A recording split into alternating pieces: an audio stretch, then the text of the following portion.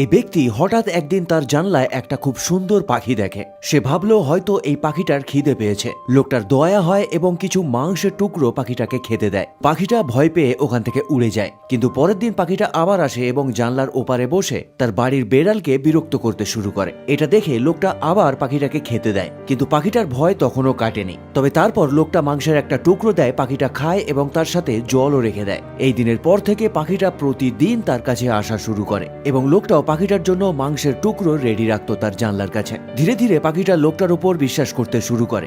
এমনকি কিছুদিন পর লোকটার হাত থেকে মাংস খেতেও পাখিটার ভয় লাগছিল না। তবে অদ্ভুতভাবে একদিন পাখিটা তার নিজের একটা পালক তুলে লোকটাকে গিফট দেয়, যেন সে বলতে চাইছিল আমাকে খেতে দেওয়ার জন্য ধন্যবাদ। তারপর একদিন প্রচন্ড পরিমাণে বৃষ্টি হয়। পাখিটা তার সারা শরীর সম্পূর্ণভাবে ভিজিয়ে সেদিনে আসে এবং ওই দিন তাকে দেখে অনেক দুর্বলও মনে হচ্ছিল। কিন্তু সেই দিনও লোকটা পাখিটাকে খেতে দেয়। কিছুদিন পর পাখিটা তার পার্টনারকেও